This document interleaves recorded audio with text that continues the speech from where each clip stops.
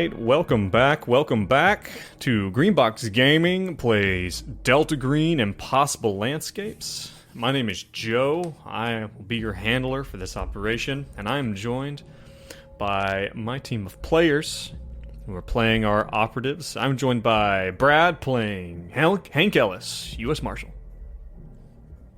Hello. I'm joined by John playing Benedict, newspaper editor. Bonjour. British newspaper editor, might I add, Jean, if we've forgotten our accent French. that bad.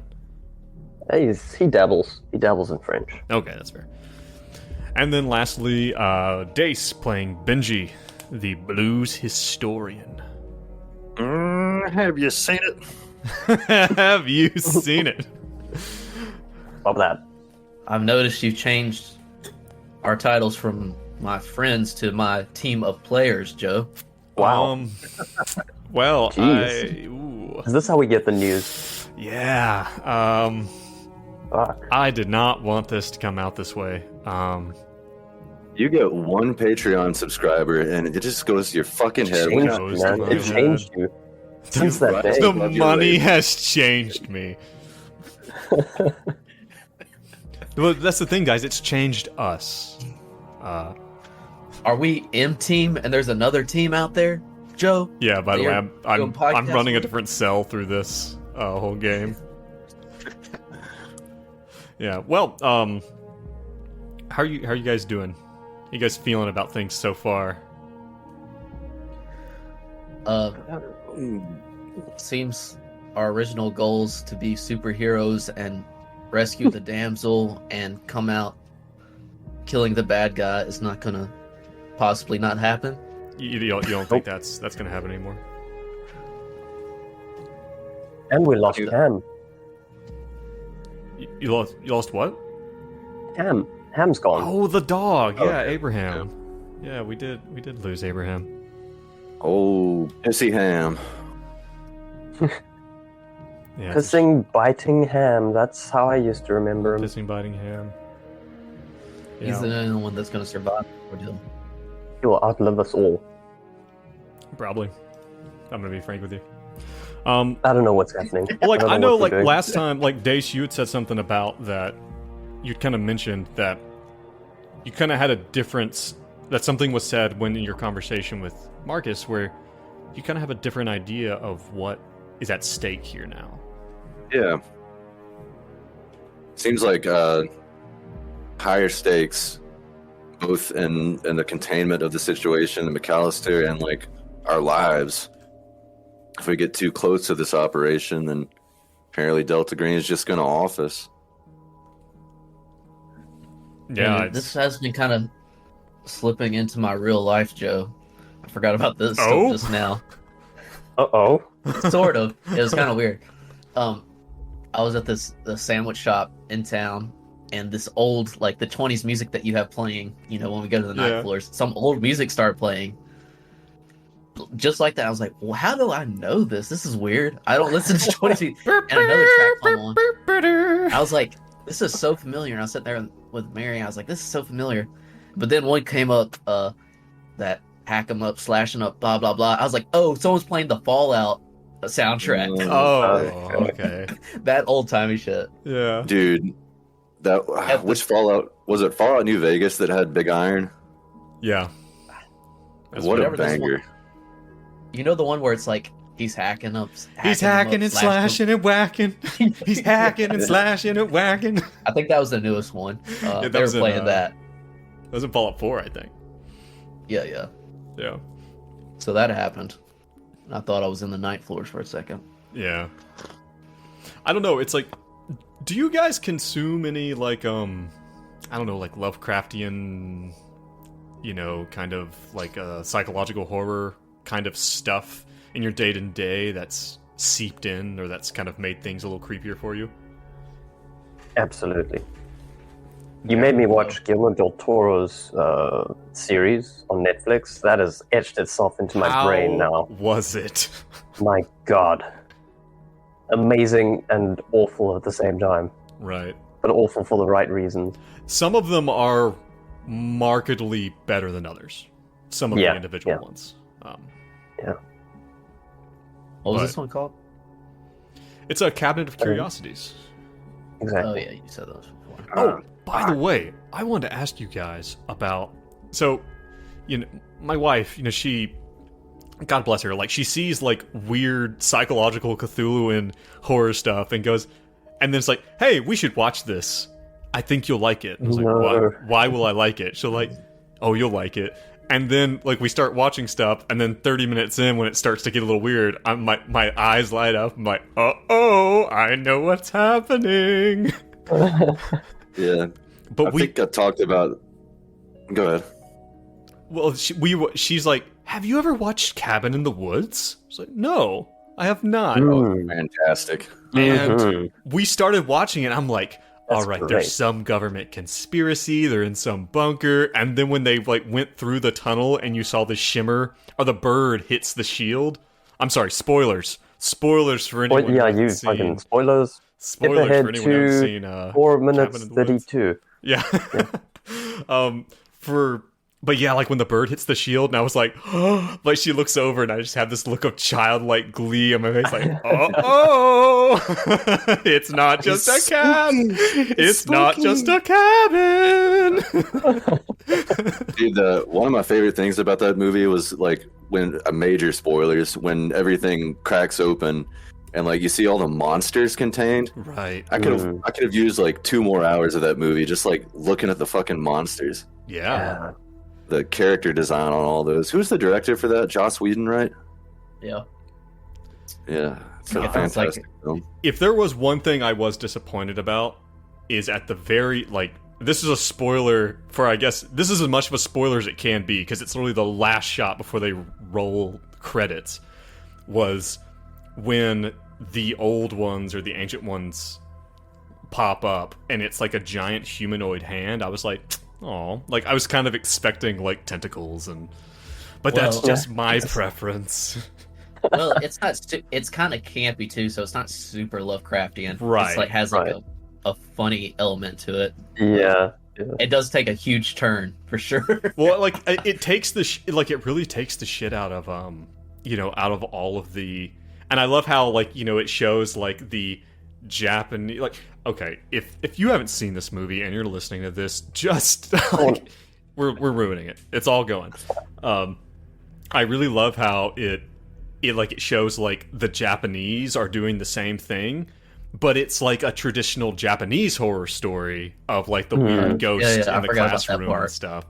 And I think like the Italians had like basically like King Kong or something. Yes. Like that. Yeah. So it's like it's Forgot really about that interesting. bit. That's like it's like Cross-culture stuff. every individual culture has these weird, again, like campy horror tropes. Yeah. Right. Yeah. I Well, definitely want to watch that now. Now there are 2 things for me to do today. It's like play Red Alert and now watch Cabin in the Woods. dude, play Damn some, dude, just get on YouTube and grab some of those Red Alert scenes. Those dude. FNVs. Yeah. Yeah, just get those. All right. Well, back into it. Last time you guys had, you guys have been running down everything to the Callister building. Last time you guys got a call, like Dace was talking about. You guys had kind of received a call from Marcus, who told you, like, hey, if this gets out, you guys are, it's a bit of a reality check, that you guys are on the line here for this. Not only are you on the line, but A-Cell, big Delta Green, big DG is watching. And whatever the 3 people that you had quote-unquote saved by black bagging them, that would be Michelle Van Fitz, Jeremy, and I can never remember the cable guy's name. The cable guy. David, yes, David Langford. That these 3 individuals had brought whatever interrogation they had been through, whatever debriefing had set off a number of red flags. You guys went back to the McAllister building and did a little more searching. Discovered 2 things: a strange, an old school newspaper clipping that talks a little bit more about Darabont coming to New York, but then also this piece of paper with this weird map that seems to describe, or it's the big thing about it is, one, it shows this basement apparently, but it seems to show the letterhead of it is this Hotel Broadalbin. Broadalbin? What do we think? Broadalbin. Broadalbin. Okay, this Hotel Broadalbin, which is kind of interesting because the letter B kind of makes sense, because you guys were looking for a hotel with the letter B from this picture with Asa Darabont. You guys are now at this, I think, kind of at this stage where the question was, all right, we've gotten everything together for the FBI, we've gotten the cover story settled. What do we do now? So,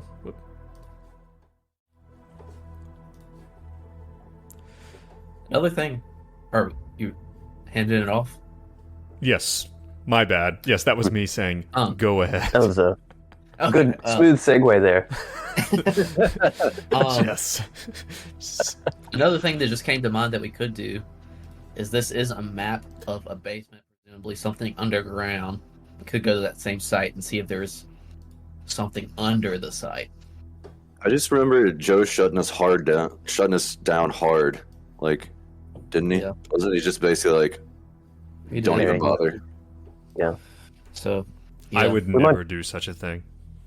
It was, frankly, it was bad DMing, but it did save us some time. Yeah. So, Sorry, handling. Yeah, Bad That's handling. copyrighted. We're just oh players, god, right? We're not you even just friends. fucked us. You said DMing, and now we're owned by wizards. Somebody comes in, puts a black bag on my head. Can we request a new handler? Joe, I'd like to formally request a new handler. I will. I have received your request, and I will ensure that it is processed in a timely manner. Oh, whoop! Right into the file.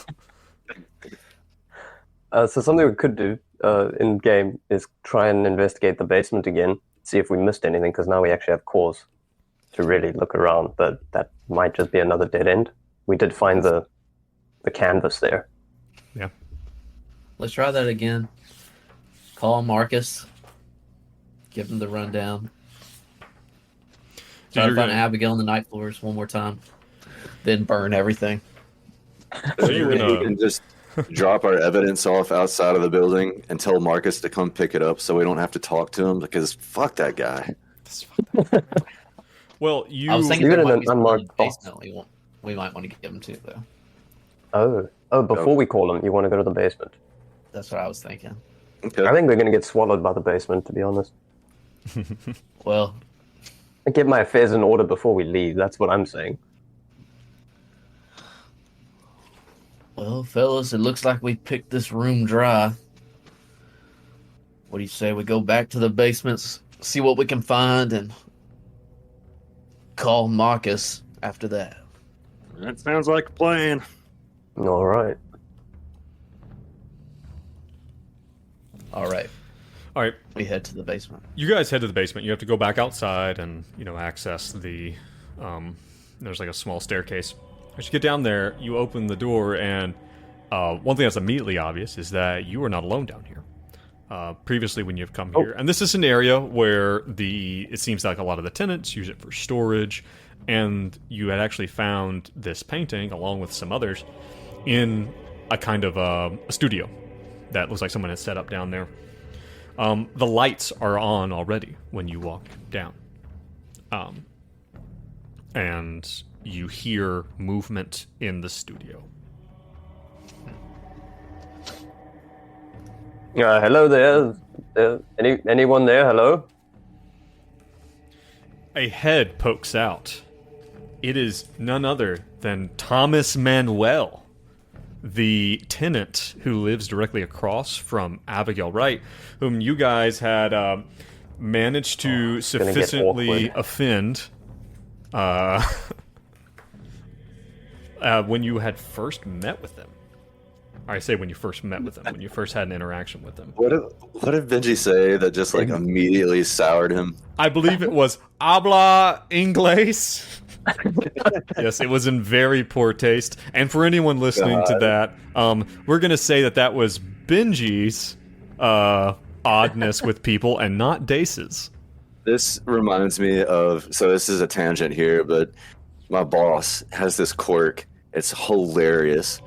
So anytime he's talking to a Hispanic person, he'll speak in English, but he'll do it with a Mexican accent. Oh my So god. You need to borrow my truck. What the hell? Jeez. But he's being genuine. Yes. Yeah. I don't know. It makes me laugh every single time. Alright, so I think Benji should take the lead on this one. In that way. I think Benji's done enough.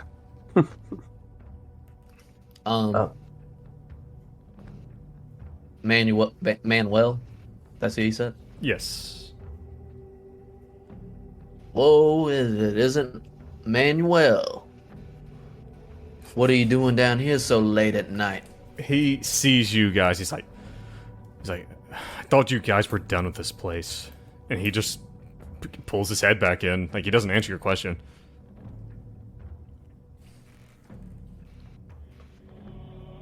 Let's go see what he's up to, I think. You walk around the corner. I mean, he's not hiding. He's not, like the door's open. He's standing in the middle of the studio. And he has a palette of paint sitting on a stool. And he is standing there with a paintbrush. And he's got his sleeves rolled up. And he's got paint on him.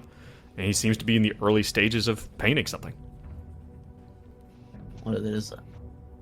It's hard to tell yet. It's like he's just starting. We're not quite done with this place. There's still a missing tenant after all. Wait, you say what to him? There's still a missing tenant. Yeah, he's like well, I can't stop my work because you guys can't seem to find Abby. And he just keeps painting. I can tell by that response you two were very close. Is there any more paintings added to the pile? Doesn't look like it. Well, let's maybe do a search, see if there's anything we missed. Okay. Yeah. I guess we'll just ignore him just the same and search. Yep. Damn fumble. Ooh, that's a 77. All Failures failure across the for board with a Benji. fumble. Hank, as you're like kind of looking for something, you trip over, like there's a bucket of paint on the floor. You trip over it and stumble into the easel and knock the canvas that he's currently working on off into the floor. And he does that thing like he was bringing the brush to the canvas and then it disappears, it falls from in front of him, and he just freezes there. And his head slowly turns to you. And he's like, "Are you fucking with me?" Manuel, I'm very sorry for this, but frankly, this is a crime scene. Manuel is Painting my down here. last name. My name is Thomas. Can I call you Tommy? Frankly, you should not be painting. No, you cannot. This guy fucking hates us. He's Tommy, what do you expect? This is a crime scene, and you're gonna paint by numbers down here? This is not a crime scene. This is my studio, he says as he like slams the canvas. And he's like dusting up. It's like, damn it. It's ruined. Never be right Easy, now. big fella. You take it easy. No, never you saw take it Tommy. easy. We never saw Tom in the night floors. No.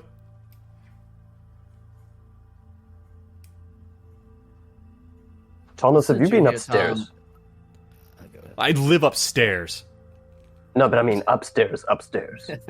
What are you talking about? Trying to want to see if he reveals that he knows about the night floors as well.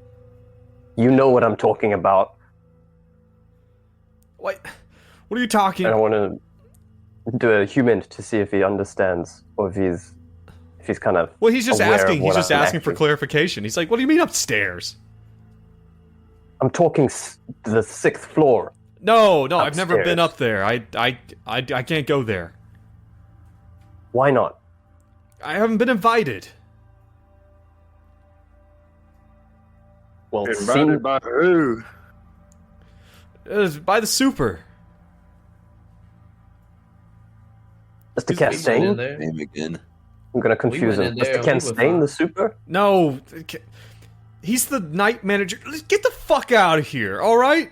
You're ruining everything. You're ruining my ambiance and my vibe. I mean, hell, I had these paint cans here for a reason, he says, glaring at Hank. He's like, the feng shui is all messed up now. Why are you being so sus, Thomas? You're being awful cringe right now. Those are words that I do not understand because they do not exist in that usage. Pop off. You, Papa! Nar. Nar. He's upset. He doesn't seem. He's like trying to shoo you guys out. He's like, I have work to do. Just go. You're ruining everything. All right, we'll go in a second, but do you know if there's any other way that we can get outside, perhaps to another basement, or are there any other entrances in this basement? You know what I'm talking about. Don't even ask No, stupid no, questions like, what are you talking about? no. The basement's not. It's not attached to the night floors. Just go. Fine. So Sorry to they're disturb he's you. just acting all casual about an alternate dimension. Yeah. Okay. Well, that's been your acknowledge- experience with the others as well. Is that it seems to be to them to be normal at night. Well, except for Roger, a shifty fucker. Shitty fucker. Mm. Well, I'm gonna go he'll down. be the first one we black bag at the end of this. So, Actually, Thomas, we picked up your painting. Seemed to have been, I don't know if it's your painting, but I assume it may be your painting. But there was just a blank canvas that somebody picked up upstairs. I saw it had been Did you moved. take that? No, we found it upstairs. We were going to try and return it up to the night floors. But No, I assume that that's is yours. that is mine. It looked unused. Yeah, I'm sure that's what it looks like to you. Yeah. How can you? How do I see this painting properly? I don't know if you know this, Thomas. We maybe got off on the wrong foot, but I'm kind of a purveyor of art myself. I do enjoy art, and I really would love to see how your art resonates with my soul. Am I missing something? Yes, roll. you are missing something because you're an asshole. Can you help? Bring me my fucking painting back. Such a long shot. The ball's on this guy. Right? You get the impression that Thomas, that your rapport with Thomas is it's not going to be rebuilt in a day. That's for fucking sure. Oh no, Thomas! I actually just remembered. We had to check in your painting as evidence, my friend. No, you fucking didn't. I'm so sorry. I actually misspoke. It's up in evidence. It's out of our hands. It's not evidence. Says who? Fuck. He just sits on the stool and puts his face in his hands. He's like, just get the fuck out of my studio.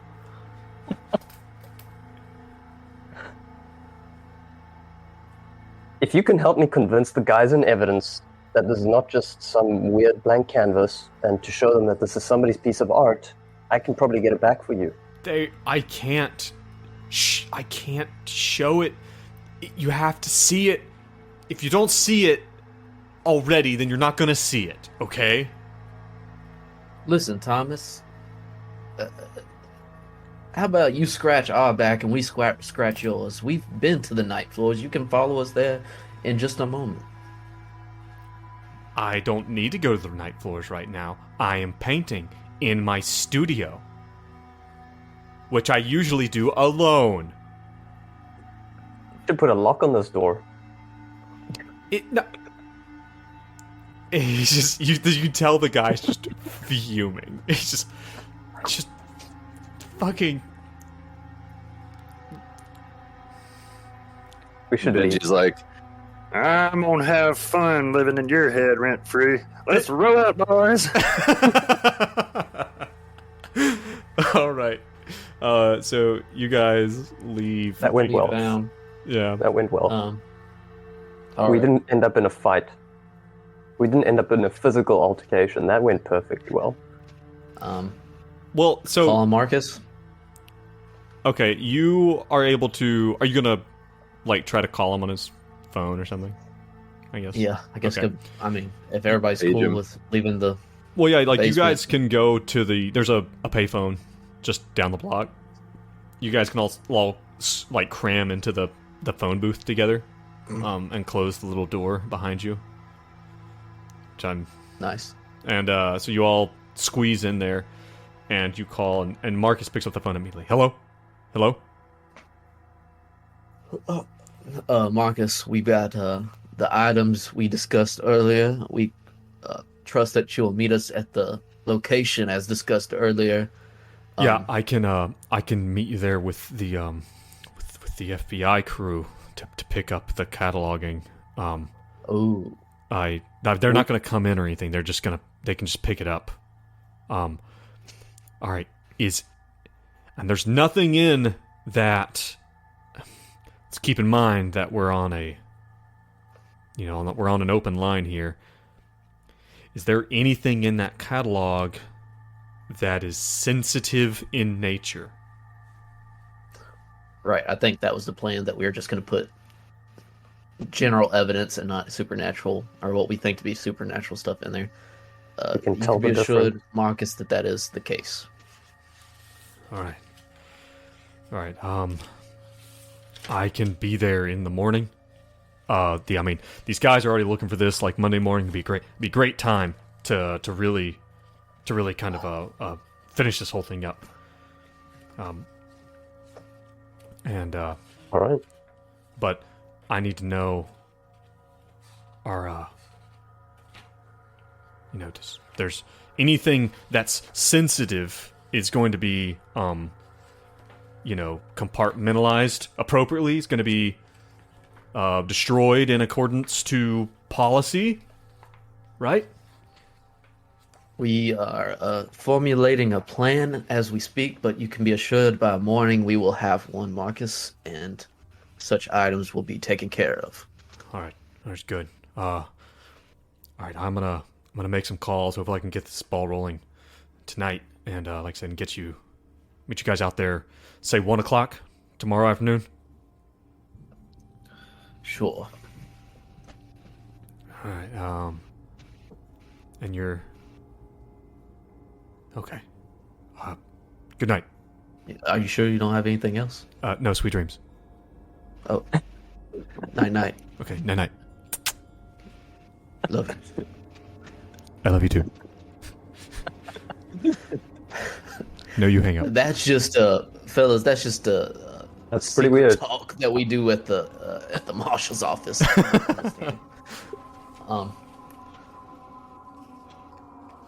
So yeah, are we on board going to the night floors one more time? I guess Hank kind of sees this as the last hoorah to find her. Let's diggity do it. And is everybody cool with just like seriously arresting these people and burning this place down? Well, it's a good question because like, how are you going to? And this is something to consider. Do you want these people arrested?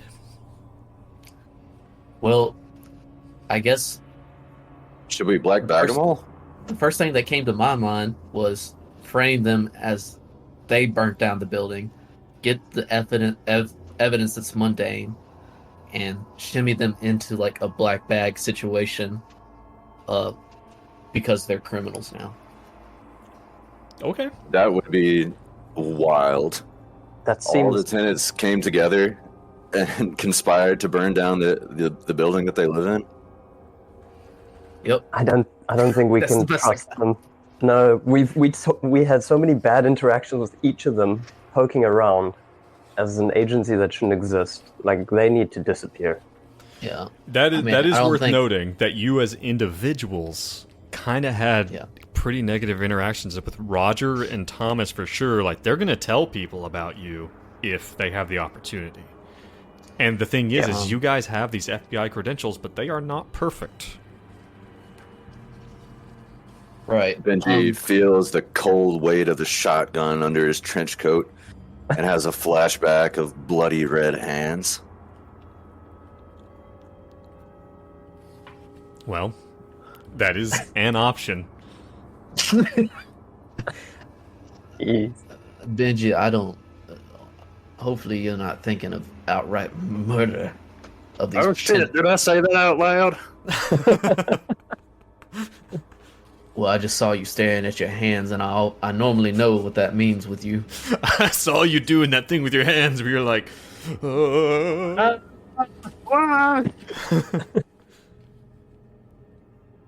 No, All right.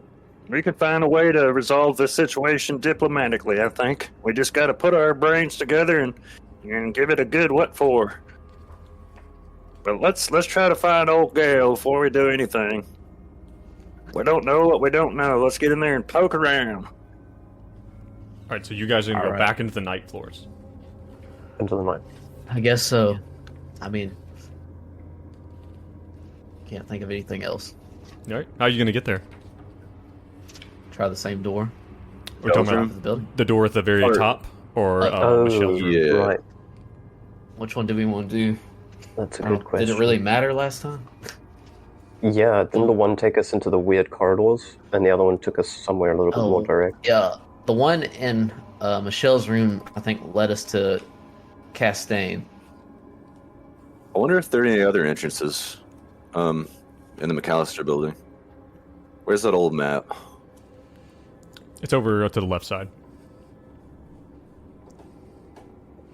I don't know. I think we should just go with what we know. If we start exploring again, Ground floor, man with briefcase and white shoes, who we haven't seen yet. Roses and butter we found.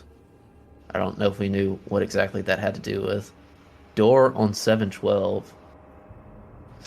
Don't know if we know what exactly that is. Night floors, Mr. Castaigne, the parlor, been there.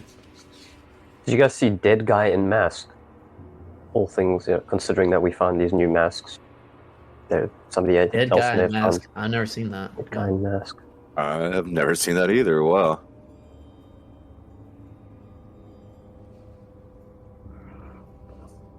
But we've been in that corridor. I mean, we've been to the night floors through that, assuming that it's like a label that's kind of could be in the apartment or in the night floors. Right. I say we just go back through Michelle's apartment. Okay. That's probably what Benedict would want to do.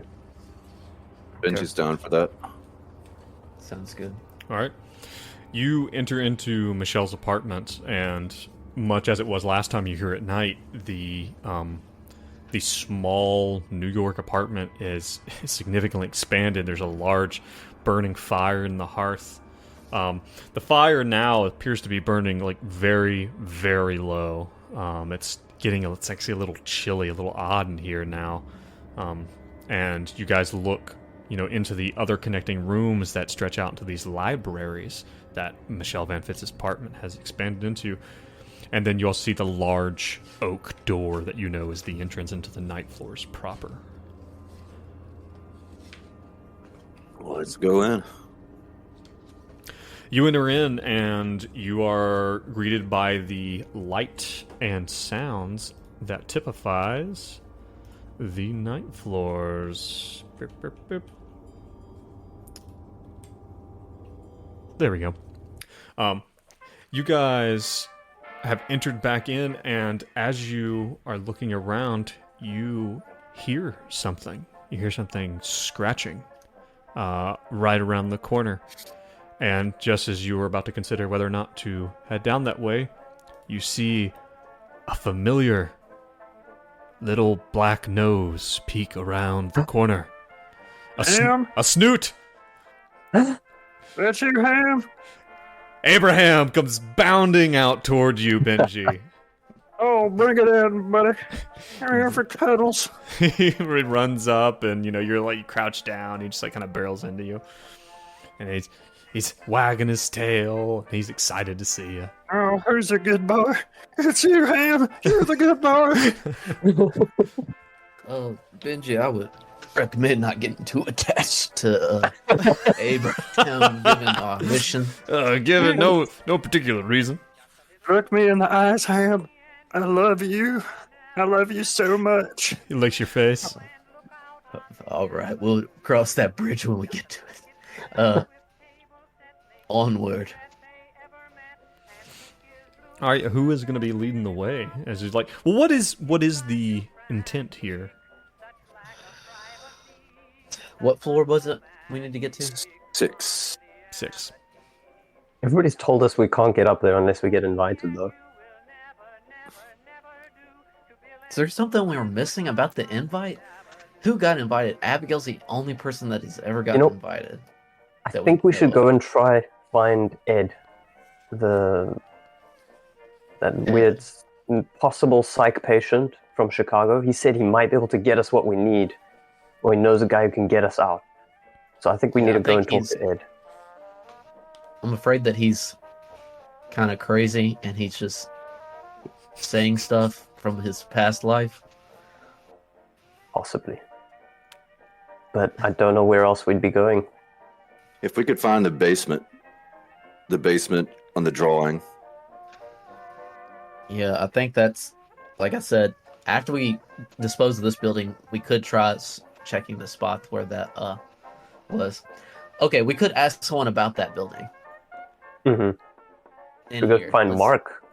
Yep, we could try Mark and ask him about that building. Might be a good plan of action. Here we go again. I'll take the lead. You guys I'll just try and love navigate Mark, us man. there. I mean, I'm not too fond of him looking at the nudie pictures, then at us, and then back at the nudie pictures, but I he forgot can of that. contain himself. That was so weird. Is there anybody that we haven't interacted with in the night floors? I mean, if we go looking for the psych patient, we're bound to run into someone else that has been lost in here, probably, before we find him. We've got Lundeen, Abraham's owner. The super. We haven't met the super yet.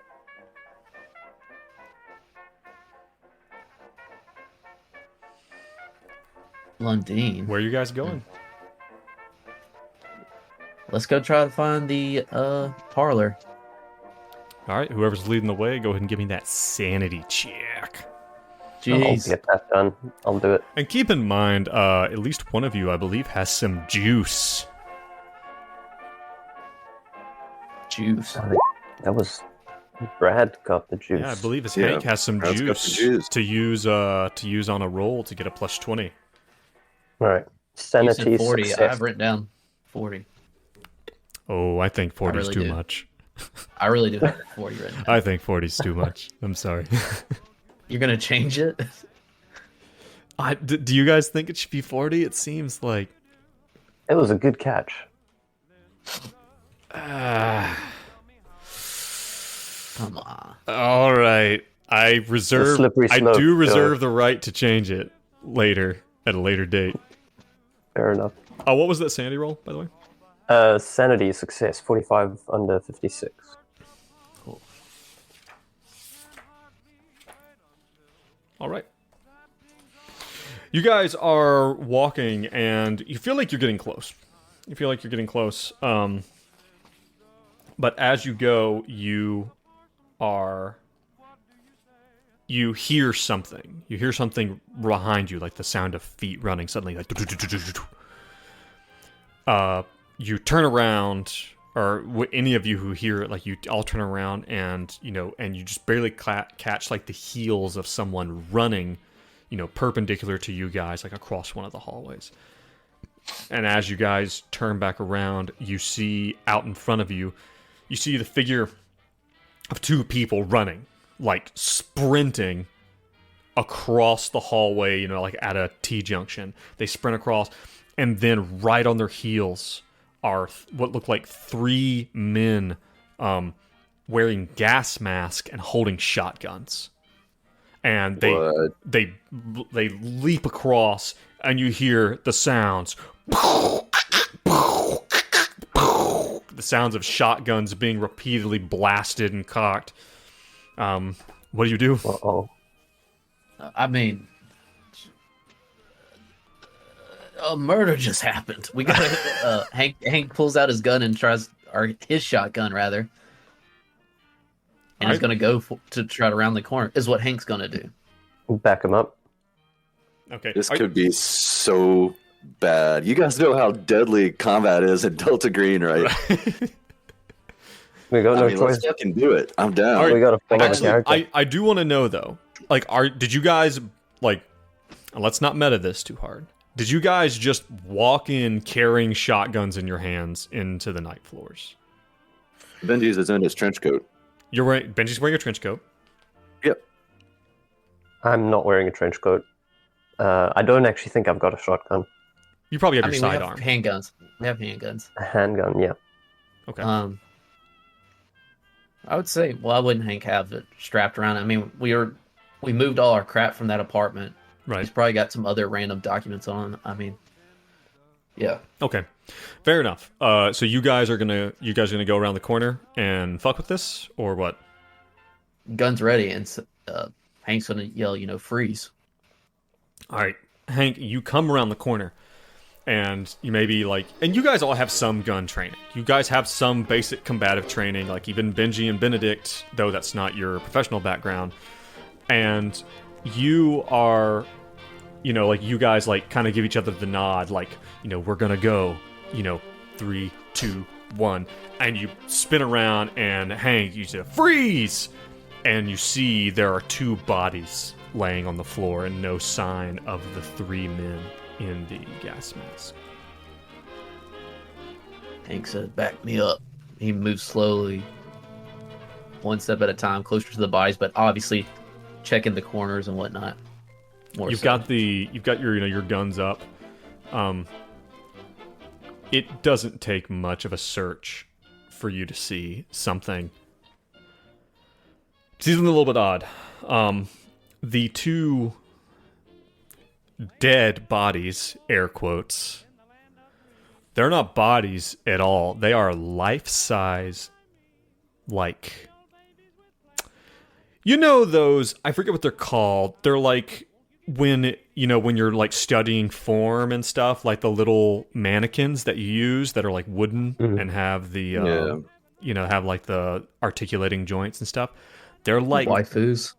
Oh, wow. Okay, that's an insight into Brad's life that I was not expecting. We're going to swing back around to that later. Does Mario know about your waifu?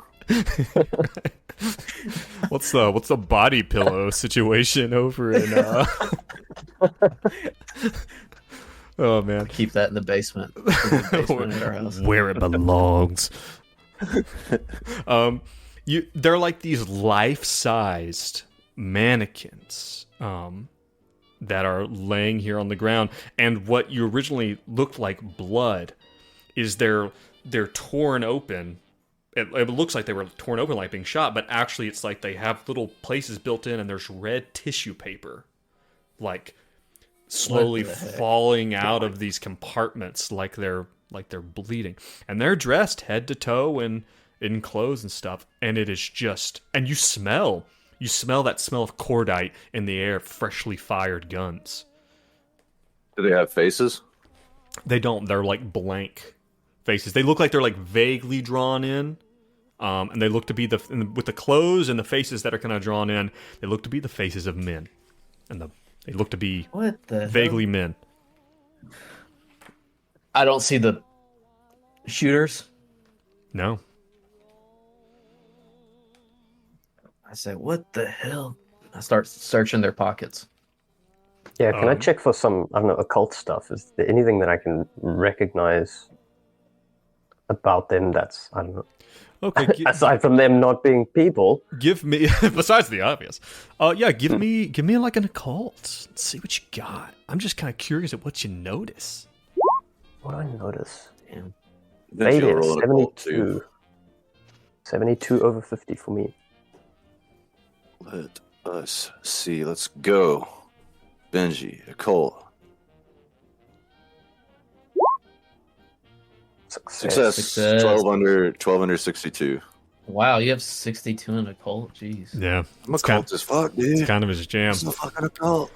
You guys are looking at these things, and Hank gets down there and starts digging through their pockets, and it looks like he's about to find something. But you guys are looking. Benedict, you're not seeing anything particular, but Benji, as you're giving these guys a really hard look, and you kind of reach down and you pull the back of their, like the back of their collar down to see their like wooden mannequin bodies. You see the yellow sign carved therein, but you hear something. But that's jarring enough. I mean, but you hear something else. You hear like a zzz. It kind of reminds you of like the sound of like a fishing rod being like reeling in line, and you look up and you see strings being pulled up into the darkness, and you realize that there is no ceiling. It goes up and up and up and up and up into the darkness. These wires are being pulled, reeled up. Marionettes. Who's controlling the strings? Benji will pull on a string to see what happens. By the time you realize that they're way too out of range, like God, that's trippy. now, Hank, you pull out these wallets, and they're each of these mannequins seems to have like one of them's wearing a watch, like they have all the expected accoutrement. Like one of them has like a pocket watch, or not a pocket watch, like a pocket knife and like a bunch of change. They both have wallets. One of the wallets has they have really old school looking New York ID cards. One is Eric K. Carter, and it appears that the card was issued in 1953. And the other is Ronald Burbach. That is Burbach, Burbach, which was issued in 1955. They have money, they have bus passes, and all this other stuff. They have even the money note they have in there, the dollar, the bills, look to be old, and they're all issued, before this time, before the 1950s. That's the exact date that the newspaper about Darabandi was with the building, right? Was that when Darabandi disappeared? Darabandi disappeared in 1950. Okay. Oh, I thought the newspaper was 1953. Okay.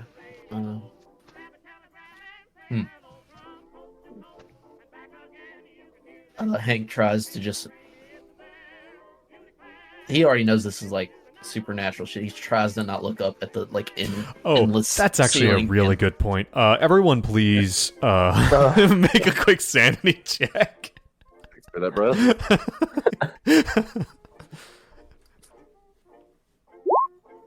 Success. Thank you. 49 under 59. Failure for Benedict.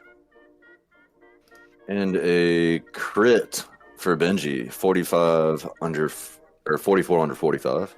Okay. Benedict, go ahead and take just one sanity damage. The other two of you aren't going to take anything. I really wish I could, the rules for Delta Green are that crits on sanity just mean you take the minimum damage. The minimum damage here is 0. But I wish there was something more. But at the same time, it's balanced that way for a reason. So, But yeah, so Benedict takes 1 sanity damage. It's just kind of the weirdness of this all sinks in. And so yeah, you guys are standing here, and you look up, and you actually see right down the end of the hallway, you see the opening for the smoking lounge. Fellas, let's not try to spend too much time here. Let's talk to Mark, get what we can.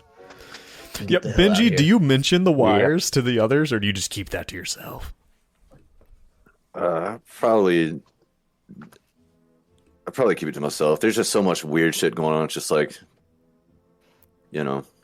As you guys move down the hallway, Benji, you swear that you can hear something way up high that seems to be following you.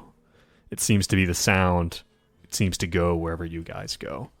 Okay, that I will mention. Guys, I know there's a lot of freaky shit going on, but I think we're being followed. When you two look up, you also see that there's this, it seems that the ceiling extends up just into darkness. Like the walls and the wallpaper just go up and up and up until there's just nothing left to see. And you two begin to notice as well that something seems, as you guys move around, there's just, and sometimes it's just a click or a bit of a scratch or something like that. It sounds like something is kind of following you guys this way and that. Oh my god. Are we on I hear it strings? too. Are we on strings? Benedict really I hear quick. it It's too, just like, Benji. just like fanning all over himself. Let's try to keep it together. This is our last time in here. You pass a door and you hear like a tiny snippet from Pinocchio. I've got no strings to hold me down. Oh, that was beautiful. Let's look in there. Let's look at that door. Sounds like there are all sorts of good stuff going on in there. All right. Do we see Mark? You enter in, and just as this happened 2 times previous, as you enter in, you hear the sound of Mark coming around the corner. He comes around, head down, lighting a lighter, and he with his bowler hat on, he looks up, goes, gentlemen, nice you to join me again. He again takes the hat off with practiced precision and flips it, and it lands right on the coat rack, right on the hat rack, just as it has before. And he walks over to the wet bar. He's like, can I get anything for you? Sip one for me. It's anything particular? You want to leave it up to me? You go crazy. Oh, Benedict is he's done with the situation. A risk Getting taker. to him. Sure, Mark. I'll have a sarsaparilla. Listen, I would like to get straight to the point. We do appreciate your hospitality and everything. This might be our last time meeting, talking with you. So, some things. Does this map, this building mean anything to you? And he hands him the hotel, Broad Alvin map. I don't know nothing about, much about that. You know, it's a funny little map. But yeah, I mean, besides that, You never heard of the building? what do you mean? What do you mean never heard of the building? The Broad Alvin. What? And he's like, that's where we are. The Broad Alvin? Yeah, well, I like to say a Broadalbin, but but a Broad Alvin, I mean, that's fine too. Yeah, I mean, we're in the Hotel Broad Alvin, you know, his ass. Like, this is where we are. Like, Well, news to me. Much appreciate that bit of information. you sure you should be drinking? No, sarsaparilla is not an alcoholic, so we're all good. Oh yeah, that's right. So you've never. So since we're in this building, you've never seen a basement. Do these words, are these initials WL, JL, bottle mean anything? Not particularly, no. It's people come and go. You never seen the basement? Well, let's go ahead and make that persuade check. See if we can Persuade. get old Mark here to open up to you. You guys have been here a few times. I think Mark's taken a shine to you. Admits Fuck. You know, I was fucking failure. just about to tell you to take a 20% bonus. Wow. And So it's- that would, with a 20, that would be 40 at 40. yes, which would be a success. Okay. Just barely.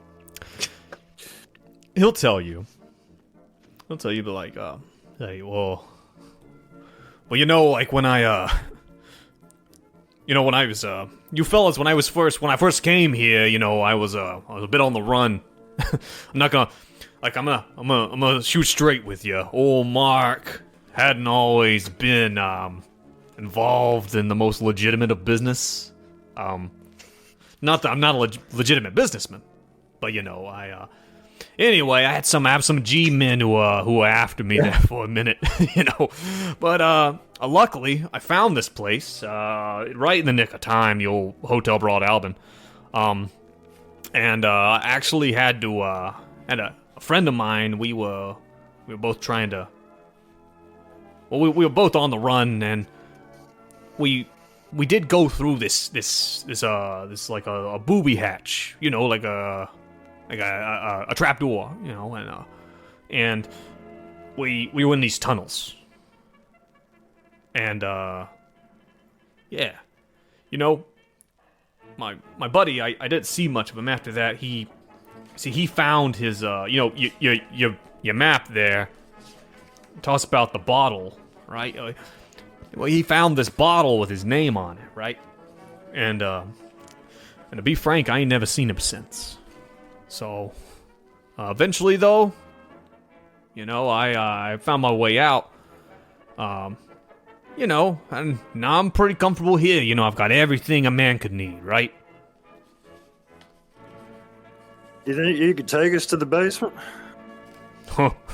He hands a root beer to Hank and like 2 fingers of fine whiskey to Benedict. He says, "I've tried, man. I've tried. I can't find him no more." You think Mr. Castaigne would know how to get to the basement? He is sort of the caretaker of the building. He would know, except I think he's kind of in the same situation. Listen, well, I'm gonna tell you this. I'm trying to find the place. I can't find it. I haven't given up, but I'm comfortable right here. And if you ever find my bottle down there, you bring it to me, okay? Yo, bottle. So is that the whole reason you've been trying to find the basement, is to find a bottle? Well, everybody's got a bottle.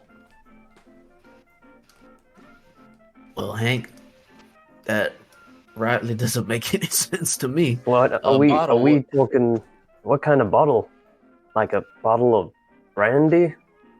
A bottle of whatever you like, I guess. I have, you know, now I think about it, I really hadn't really ever considered what's in it. I just know I need it. I hope mine's full of hemp milk. You're a weird guy. I like you. I get that a lot.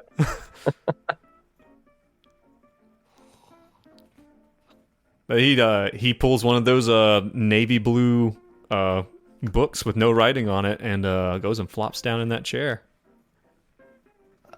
Not the book again. Close that thing when you're talking to us, please. Don't worry about it. He seems to he holds the book up, like kind of like in his, like he's comparing it to Hank. And he's like, huh. Hank covers his privates.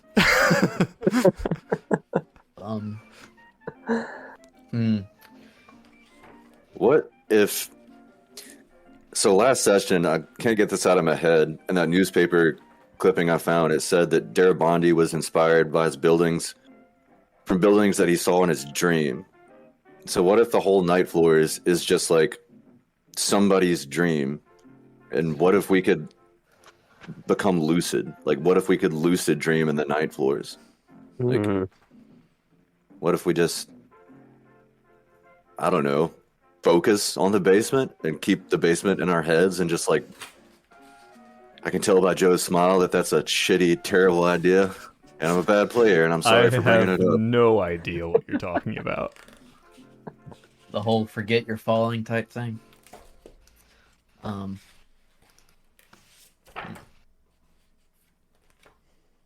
This you is try so that, difficult. Benji, and let us know how it goes. Yeah, just we're Do gonna you need go. anything from us? And Slightly No. tipsy, Benedict. I've been working on this thing called manifestation, where if you just think about an idea in your head, it'll come true. So I'm gonna think about basements. So that's what I'm gonna do. All right, good talk. Do you need help from us in whatever you're doing right now? Okay. Do you need some hint? Mo? Hank is extremely desperate, and he says, Benji, hand me the book. You want some porn? Not that book. wrong book. The King in Yellow book. Oh God, you are desperate. All right, here you go, one Leroy on John. What are you Great doing friend. there? What are you doing? I love that. What are you doing? There's gotta. We don't need to do this. This is the only option. It obviously gave Benji some kind of. Well, hopefully I don't brown out. Some kind of clairvoyance instead, maybe. Do you see what he's saying now? Do you really want to become this man? Who's going to focus on a room to manifest it in its world? Let's be honest. He was always a little out there. That's true. That's The power fair. of positive thought.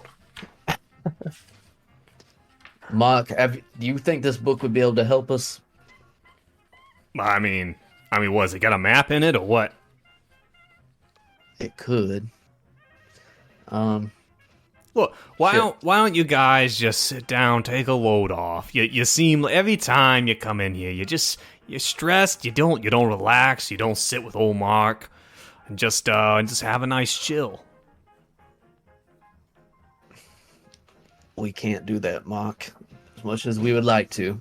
Hank There's downs the everything you bottle. need right here. He downs his sarsaparilla, throws it down. He says, maybe if you two watch me, it'll ground me or something. I don't know.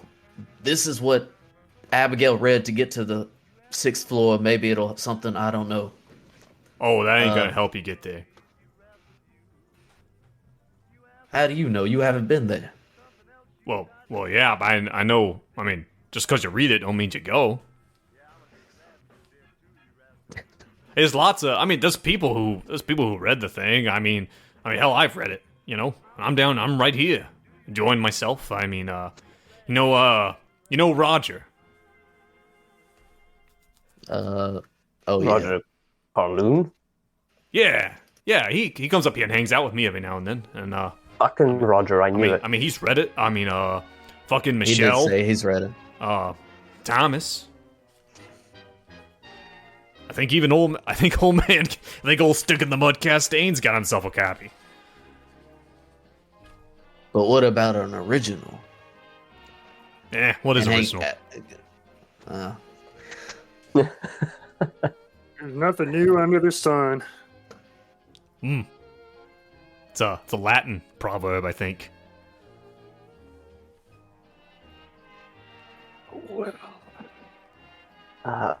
I think Benedict is just going to actually flop down somewhere and just tend to his drink and wait.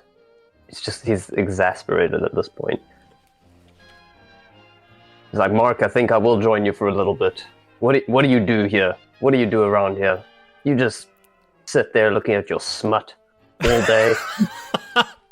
He smiles. He goes, huh? He motions to the cigar in his mouth, to the drink in his And you hand, to the book in his lap, and just to the lounge. And he just points to everything. He's like, it's all you everything, need. everything you need.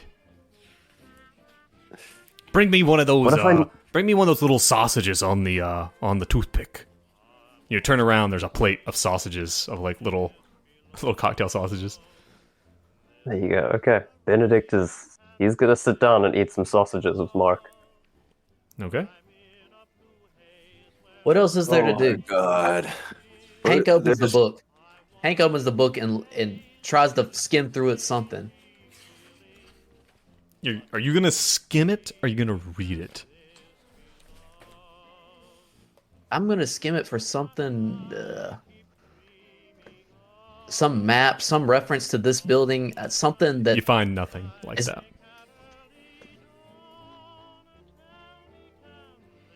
Listen, Hank, you seem stressed out. What's bothering you, brother? Sit down. Sit down over here with old Mark.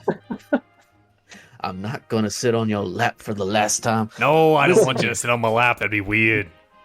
Don't make it weird. What was Ham's name? Owner's name? Starts with an L. Lundeen. Lundeen. Where can we find Lundeen? He's wandering around the place. Wandering? Yeah.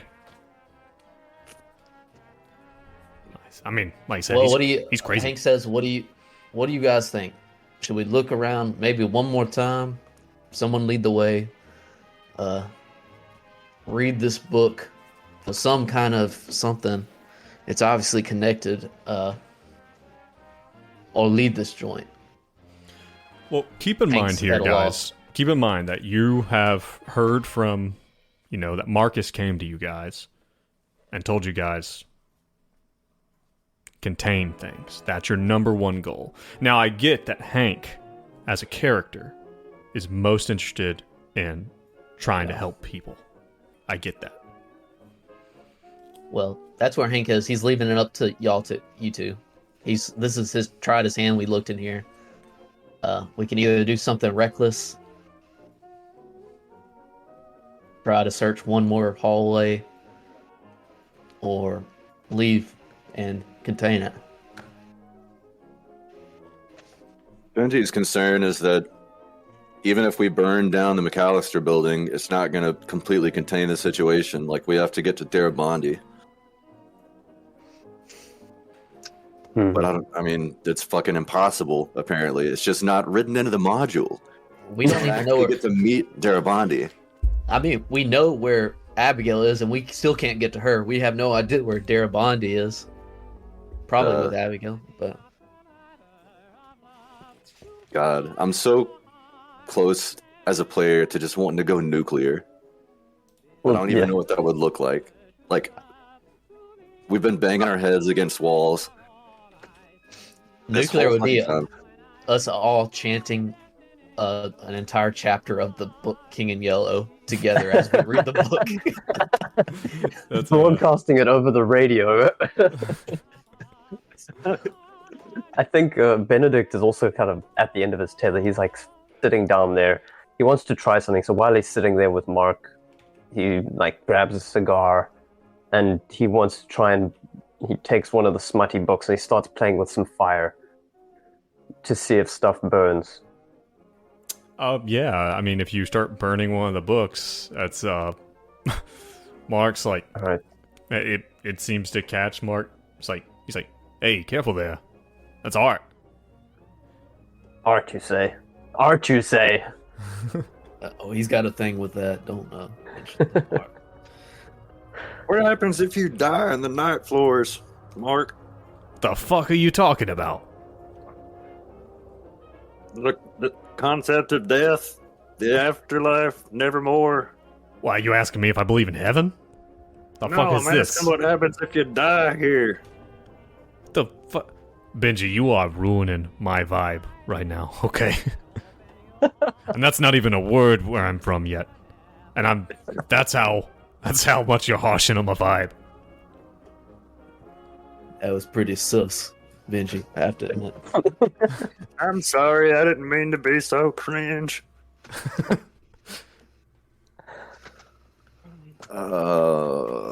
God. I want to pull out my shotgun and blow Mark's fucking head off. But Benji wouldn't do that. No, unless- Benji wouldn't. Well, unless under certain circumstances, but Well, I'm not Mark, gonna. I guess did you I see- shouldn't tell you what Benji would do. But if you, I mean, he wouldn't. He wouldn't. no. Mark, we asked you to look out for Darabondi. Did he come through since we last chatted? No, I don't believe so. God damn it. We did all we could, fellas. I mean, outside of roaming these halls forever and going insane ourselves and ended up like this sicko that looks at nudie books and asks people to sit on his lap. I say, I thought he said that. Maybe I made that up. This place is getting to me. Let's leave and Yeah. burn Mark. it to hell. Mark, one last question. Do you know Eric Carter or Ronald Urbach? No, I don't believe so. All right. We'll see you later then, Mark. Sounds like a If plan. we, if we step outside the parlor, is the ceiling still gone? It looks like it's back. Oh, I feel safer already. yeah. You should. Things are looking up, fellas. The let's try to ceiling's get out of here. repaired itself. Y'all just want to leave?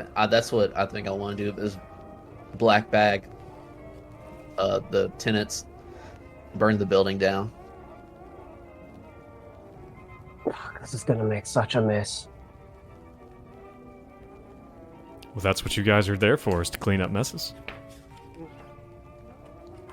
We just got to figure out what we're going to do about the tenants. We're going to have to call Marcus and get the carpet cleaners to come. But that's how many tenants? And he had trouble with 2 the last time? Hell, some of them are probably in here. If we burn the McAllister building, this place, they might be stuck in here. That's an interesting There's a idea. thought. If we sequester all the tenants in the night floors, and then Yeah, and Yeah, if where they're Thomas putting doesn't them. want to go in there, we can just black bag him. That would be easy enough. That's actually an amazing That would idea. be amazing that if we get the opportunity to fucking black bag Thomas.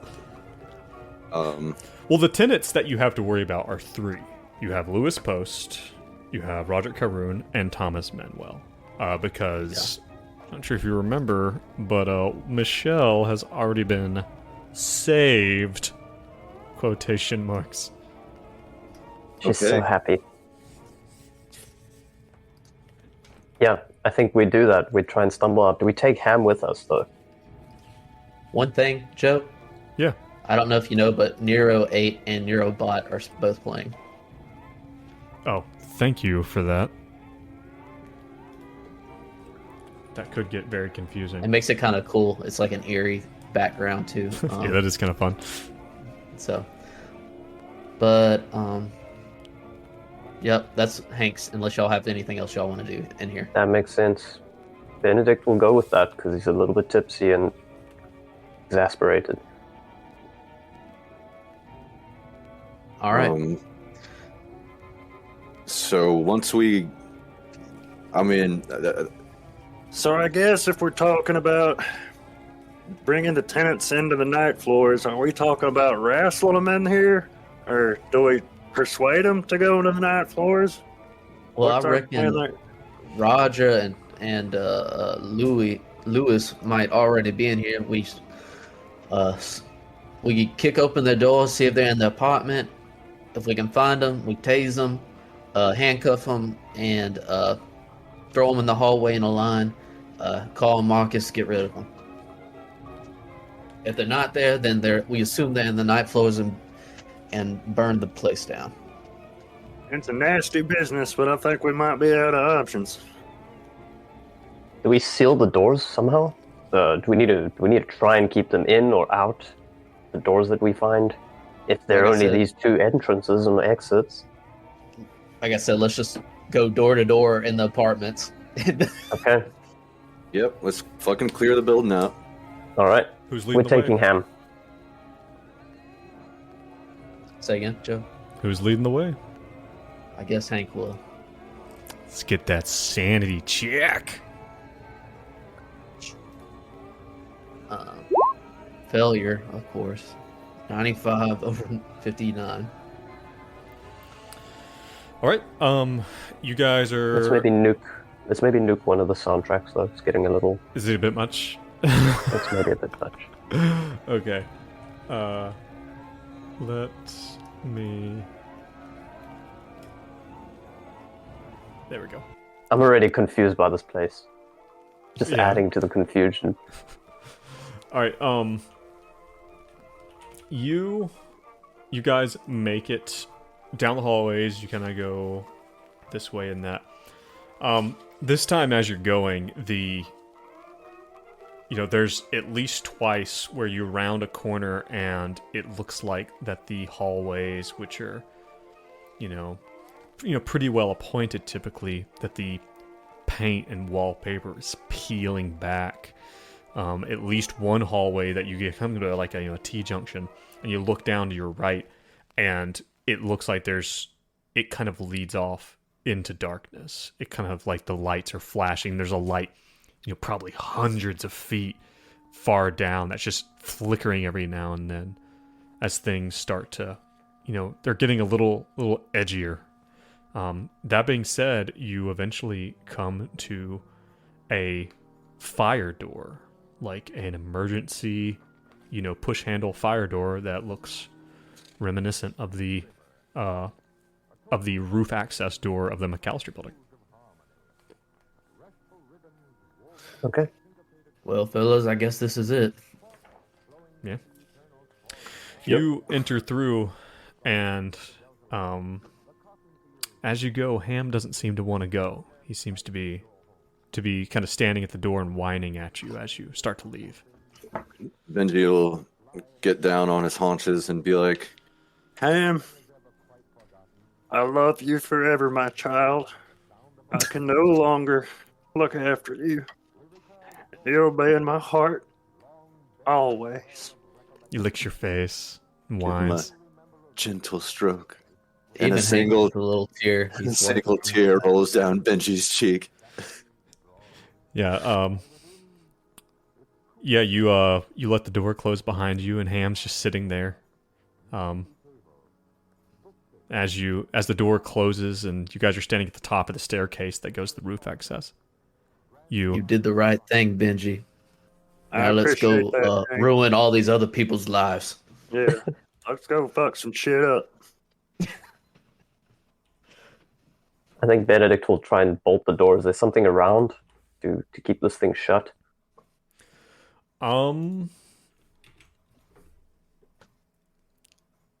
You could find something pretty easy. I think it's just if you want to like go find something like a bar or something to put in the door, it would not be difficult. There's nothing around right here, but you also haven't put everyone in the night floors yet, so maybe. Right. I was thinking we lock up one side and shuffle everybody out through Michelle's apartment. Okay. Oh, okay, we're gonna try to shuffle them into the night floors. Okay, gotcha. Yeah, I like it. Okay. All right. The first room you would encounter then, I suppose, would be Lewis Post. Lewis Post lives on the second floor, directly above Abigail. All right, boys, we got a plan. Say we go fast and lethal. Well, not lethal, but Oh, that's a good Jesus, question, actually. Are you going to just knock on the door, or are you just going to bust in and be like, get the fuck in the night floors? I think we bust in. yeah. Somebody have a gun. Somebody have something lethal on them, and someone else to at least try to like tase slash, handcuff him, put something over his head. I don't know. Do we have that as standard equipment? What, black head bags? Handcuffs, tasers. Tasers, no. Handcuffs, yes. It's 1995. Tasers aren't super common.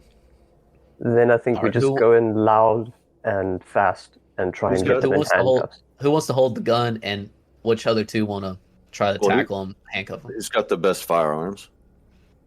Probably. I've Hank. got 20, so Hank's- not good. Yeah, I'll go. Hank, you handle weapon. I will go and try and wrangle them up when you've got them under control. What's your Okay. unarmed combat? Isn't terrible, but we saw how that went with Michelle. Yeah. Well, so tell me what this looks like. You guys are all standing outside of Lewis Post's room. Who's got guns out and who's doing what? I guess Hank has the shotgun, and if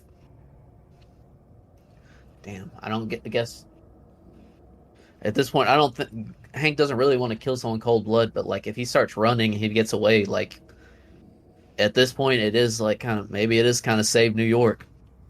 It's just a contingency. I'm sure we won't have I'm not to going to use need it. Nah. Right. All right, I've just boys. got handcuffs. If Benedict just If has he starts handcuffs. to run away, I'm gonna fire on him. But let's try All to right. keep So him if you alive have so they can. handcuffs out. Yeah, you are standing at Lewis Post's door. What happens? Hank. It's like 1, 2, 3, and just bam, tries to kick down the kick door. in the door. You kick in the door, and Lewis Post is sitting in his. Or no, actually, hold on. Hold on. No, actually, so sorry, my bad. You bam open the door, and you see in the middle of the floor is that mirror that you guys broke, the mirror that you originally found in Lewis Post, and it looks like he's been jigsawing it back and forth or back together. But I do believe Jeez. Benedict snagged piece a piece missing. of it, and there is a piece missing from the middle of it. That he is Probably good. Probably You- good call. You kick in the door, bust through. Lewis Post is not in the apartment. Let's clear the rooms, clear, fellas. boys. Yeah, go On to around. the next try to one. find him. No, well, we go around the apartment. Look in his Yeah, apartment. you go around the make sure apartment. everything- He's not here. Is there only one piece missing from this mirror? Only one. Best to keep it that way. I don't know. I think Benedict has to find out. I think Benedict. I just is imagine going you to guys want- go over and just like flip it and flip all of the glass like out and away again. Be an asshole. No, the curiosity is going to get the most of him. Benedict is going to go there while we kind of searching the room, and he's going to place that last piece into the mirror. Hank, you know what to do. Ass his ass.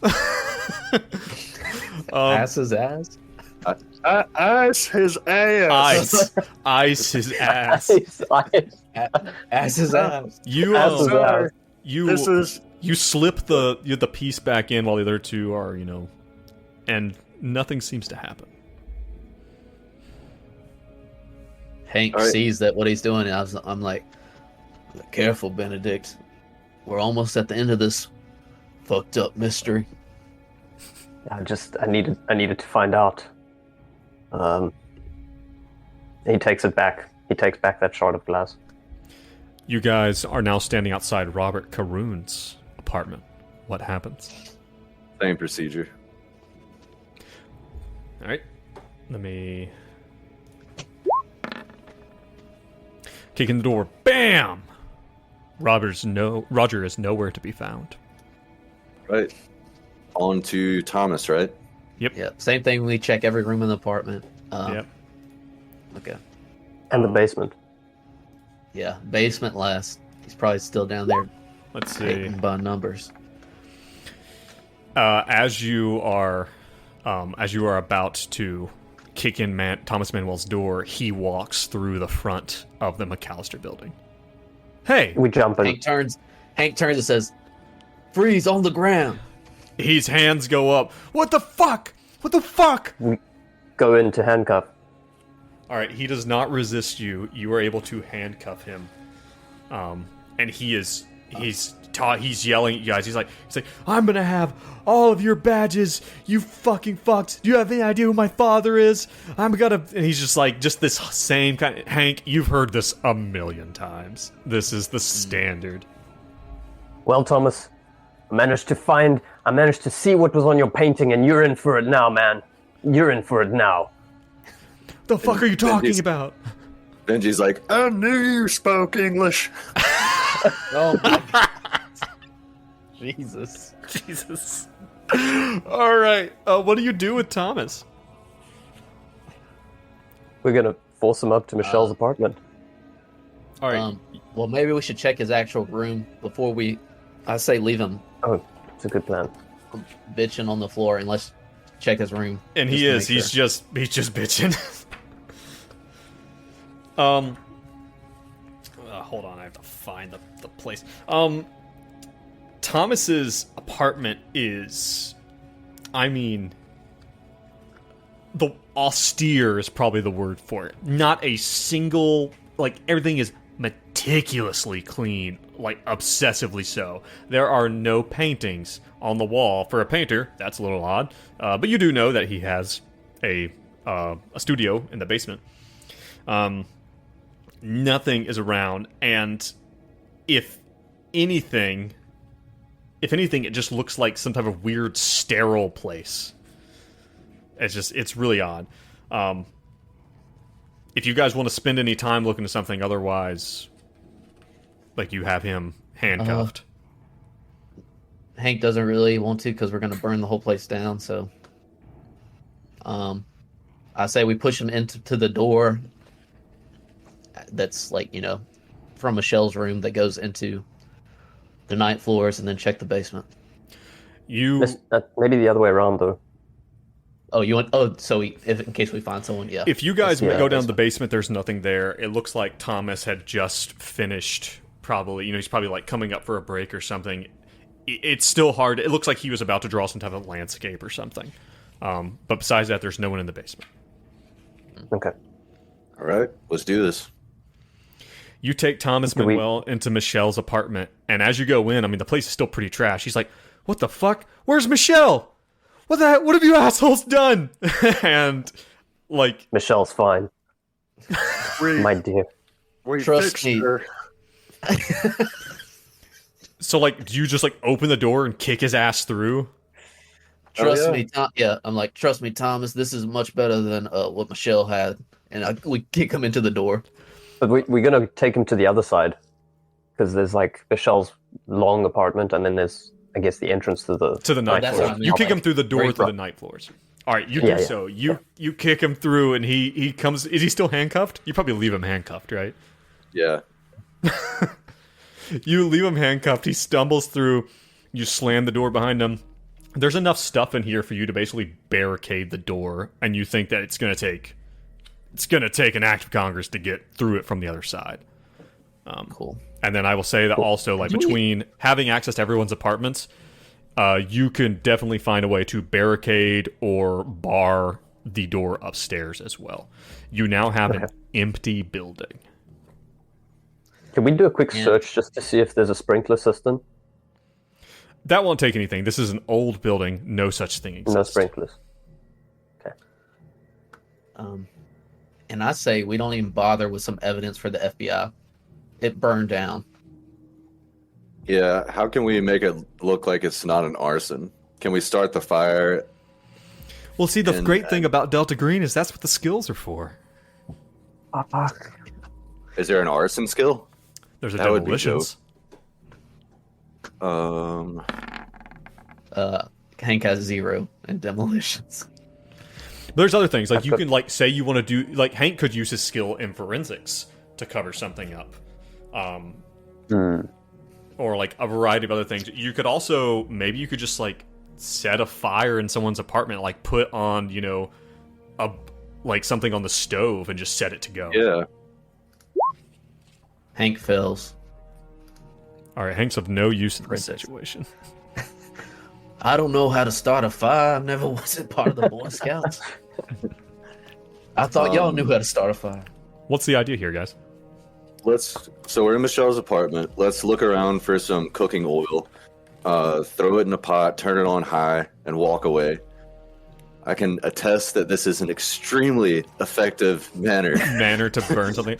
Well, are you going to grab the stuff that you were doing for the FBI and take it with you, or are you just going to let it burn in the apartment? Yeah, I'm not sure about that yet. Is it just going to burn? Well, we got to give that to Marcus, right?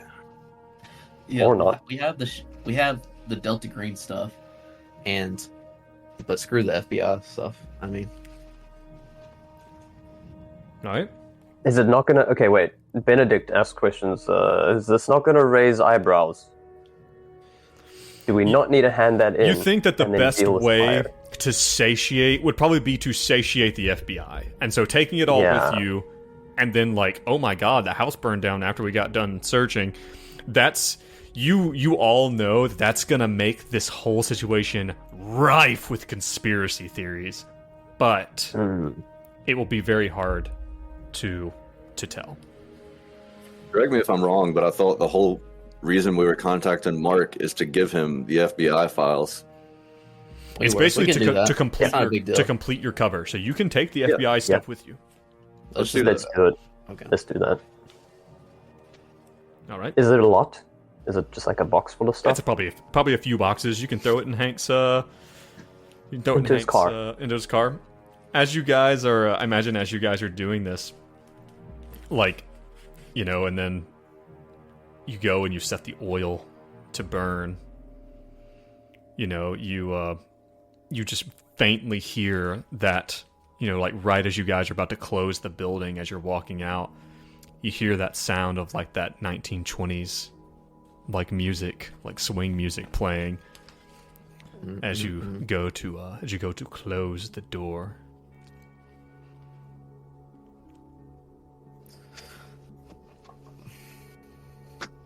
So long, we Matt should- Flores. We should observe from a distance in the car. It sounds like it's To make- coming from Abigail's apartment. Oh.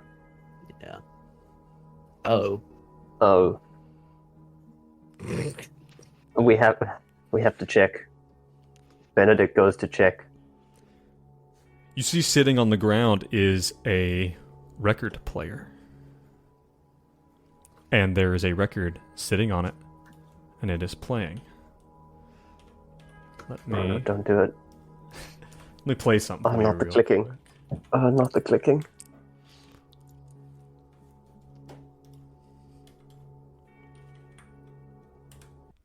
Here we go. Go and turn this up.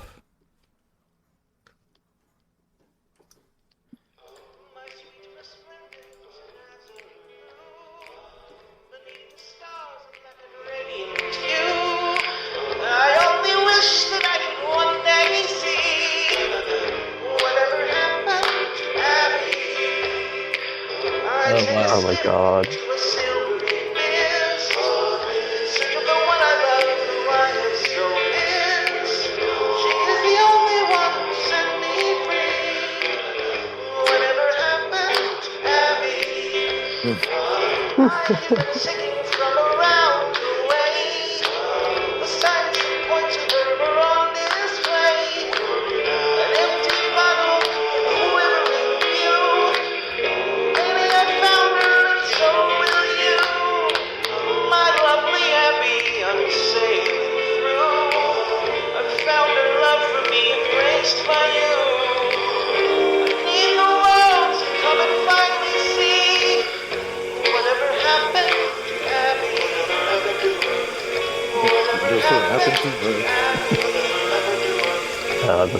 This reminds Benedict of the whole failure of everything that they've been doing up until now, and he just takes it off the needle. Wow. You can take that with you as you begin to smell smoke. No. He does not take it with him. You're just gonna let it stay there? Burn it all down. Alright. Man. Actually, no, that's not right. Benedict would take the record. I don't think he'd take the record player, but maybe he'd take the album. He likes collecting keepsakes. And I think we would watch it burn You see from a a distance. soft orange flicker starting in Michelle's apartment through the window as it grows and grows and grows. You guys exit. You guys exit, you drive down the street a ways. You can find a place where, you can still get a decent vantage. Yet, you're still far enough out of the way to actually, be able to say that you weren't right if they're on it. You watch the fire begin to grow. You see the light begin to expand inside Michelle Van Fitz's apartment. And after a while, it seems that there's probably, you guys actually know that there is no connection. One of the odd things was that there was no electricity connection into the home or into the apartment building. You guys, after a while, you imagine that someone probably, who lived nearby or, a passerby reports the flames, but by the time the fire department gets there, it's entirely too late. The conflagration is complete, basically, by the time they get there, and it's everything they can do just to keep the blaze from spreading to nearby buildings. You guys watch and wait. Eventually, some police start to show up as well, and you kind of take that as your opportunity to time to go. Get going. And to get the hell out of here. The next day, you meet Marcus. Gets a hold of you, pages you all early in the morning, tells you to meet him at the FBI field office, where he, you all walk in with FBI windbreakers on and your fake FBI credentials, and you hand off everything that you found to the FBI team. We would have had a huddle before this, just to get our story straight. Yes, and Marcus, settled us all out, and, you guys are pulled in by the FBI, to ask you, did you see anyone lurking around, and they're concerned that the public will think there was some type of cover-up. But they seem to just be asking you, did you see anyone around? Did anyone come poking around? We're going to have to talk to that Detective Guirdanda, too. No one seems to think that you guys necessarily had anything to do with it. They just seem to want it to all go away, which seems to make Marcus pretty happy. You guys end up back where all of this started. You end up back at what was that park? Washington Square Park. Washington Square Park. Yeah, you guys end back at Washington Square Park, sitting on the same bench where you started, and Marcus tells you. Well, boys, another job well done. Marcus just shakes. This is our first job. Yeah. Marcus shakes his head. He's like, "Well, it looks like I've got an in with the NYFD, the fire department, with the arson investigator. And they said there were no bodies, which is weird.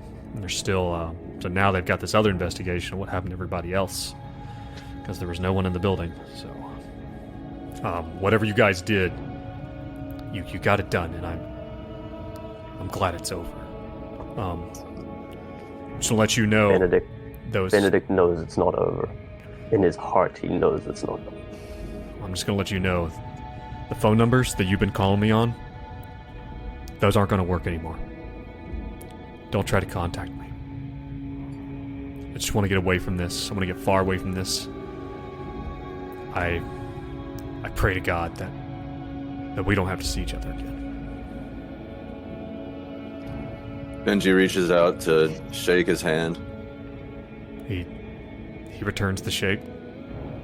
And then grabs his hand and whips a gas mask out of his trench coat and shoves it on his face. Ah! So Benji has that intrusive thought for just one moment as he's shaking Marcus's hand. Snaps out of it. It was a pleasure working with you, Marcus. And then he turns back to the other two. And mouths, "No, it wasn't." Marcus walks away, leaving the three of you. And he tells you, he says, "Don't hang out too long."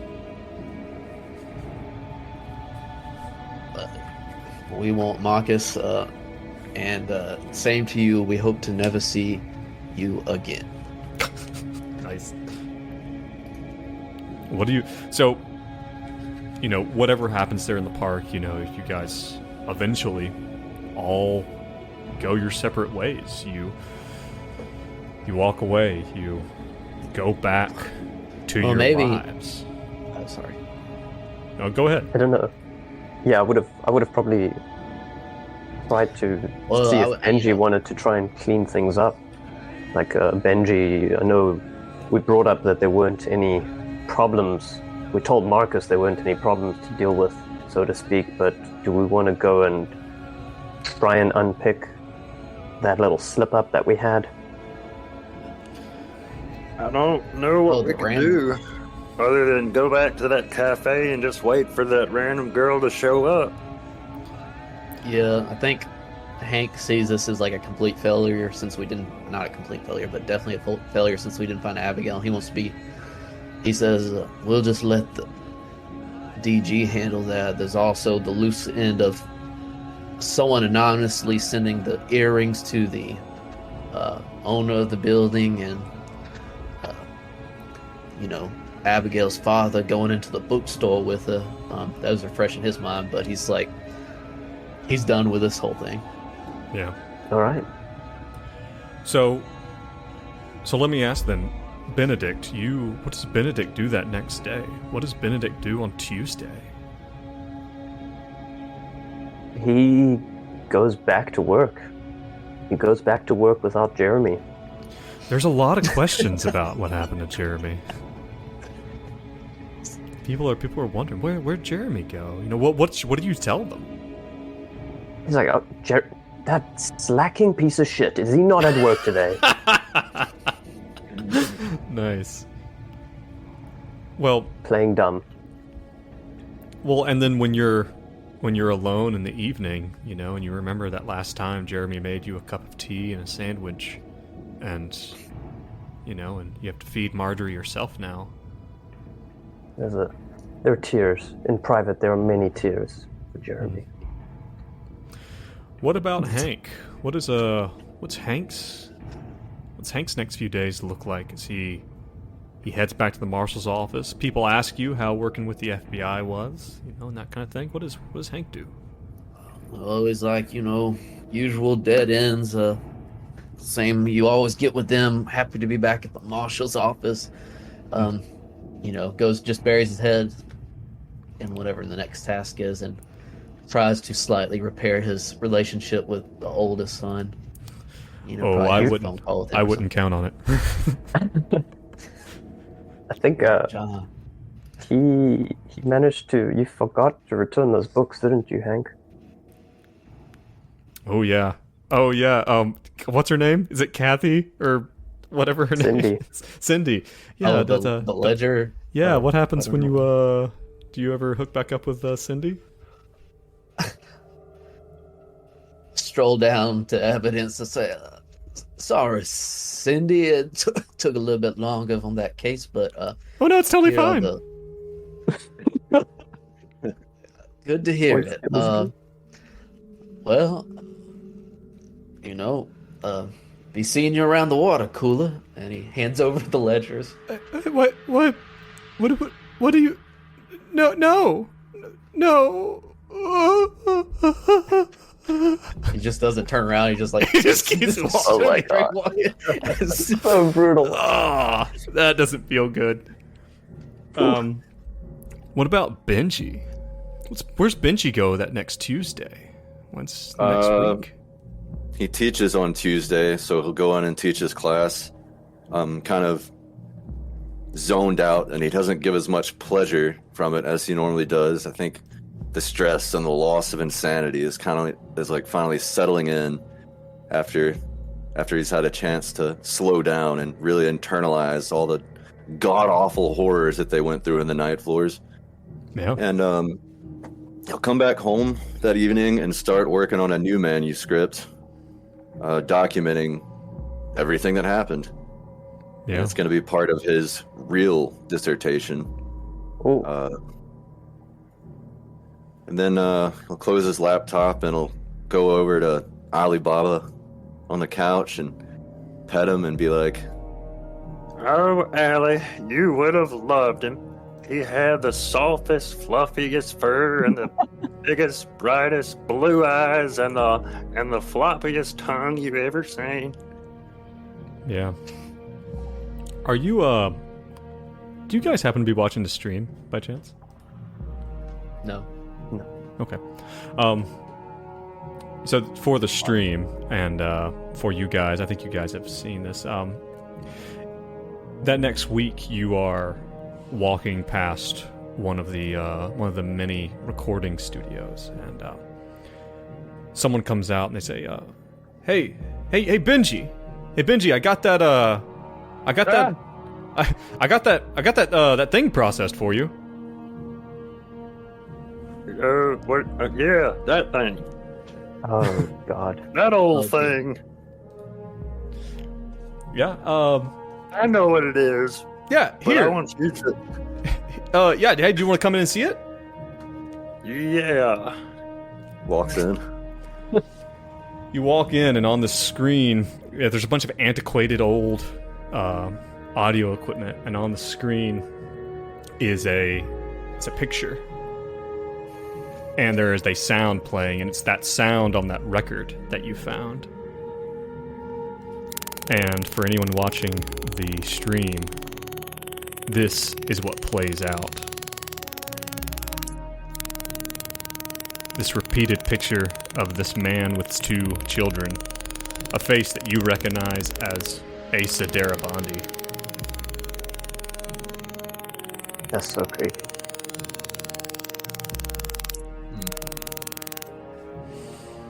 That was a box original, not in the module. So Not if you the play this module. module, you're not going to get quality content like that. So yeah. He gives it to you. He's like, kind of weird, man. And he gives you a printout. Boy, you don't know the shit I seen. Right on the gun. But yeah. Well, guys, it sounds like Hank, Benedict, and Benji go on to live their lives. They go from this operation, they try to integrate everything that's weird happened. You guys have had some massive bond damage. Well, some of you have lost bonds completely. And your sanity is not as good as it once was. Everyone go ahead and click that button at the bottom of their sheet to reroll their stats for any stat increases you have. But, gentlemen, my friends, I believe we have completed the night floors. All right. Man, I don't It has been an feel like there's so much we absolute could have found pleasure. out. That doesn't feel complete. Is this going to circle back around in some way in this module? Like, it feels such a hollow victory. We didn't get any answers to anything. We got some, but we still don't know. The So main let's- thing is like the demons, like nothing came out of nowhere. We never found Abigail. Let's keep in And there's mind obviously- here that this operation, this operation is one of 4. And that this is a part of one thing. So this right here, I'm going to show you this on screen. See the smaller bit of book right here? Is that what we're That's what we through? did. Well, that's That's what not we did. part of that is night floors. Everything that I have tagged is other stuff. That's like background and stuff. There is, oh gentlemen, there's a lot of book. There's a lot of book left. But that is the night floors, and So that's a chapter. yeah, We completed a chapter. we've completed our chapter. We took this to episode 13, and for anyone listening, I've said it before. We were gonna play this no matter what. But I really, really hope that you have enjoyed Night Floors, the first chapter. We want to go all the way with this thing, Yup. and play through the entire thing, and stream Oh, it, yeah. and podcast it, because we are having a blast. Yep, it's been great. Yeah. Well, do you guys have anything else to say before we go? And we will handle the part of Delta Green is the between mission stuff. We'll handle that next time. We'll talk about it offline and kind of get some of that set up for next time. But yeah, do you guys have anything else for us? Shout out to Steve. I Again. look forward to your telling us everything we did wrong. Get on that subreddit. Unload. Let us have it. Be merciless. Let's Yeah, let there's us have it. something we I'm sure we still can got get a loose ends, bunch. but Yeah. I think what I Well- like is that I don't think there's a way to play this. There's like no perfect solution. That is the There's cool no- thing about Delta Green. Like, I recently saw a post that Dennis Detweiler had talked about where he'd said, he reposted someone asking on Reddit, are there missions where the team makes things worse? And the answer is, and I think Dennis Detweiler's, who's one of the creators of Delta Green, by the way, for those listening, I believe his answer was, yes, any operation where the team participates is is It makes worse. it worse. Yeah. I feel like we did all right. It was a pretty clean resolution, and we didn't have to kill anybody.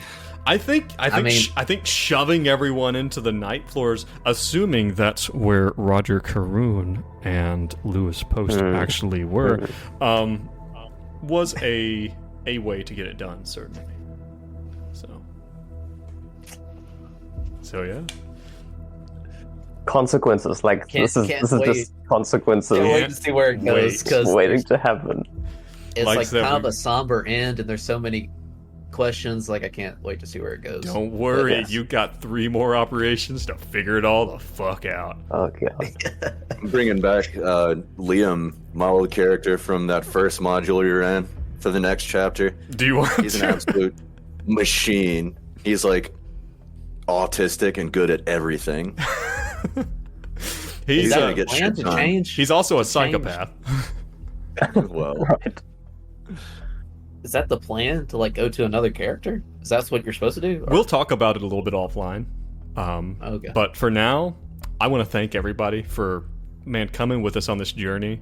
Those of you watching the VOD, those of you on Twitch, and those of you listening in on the podcast, whatever platform you are on.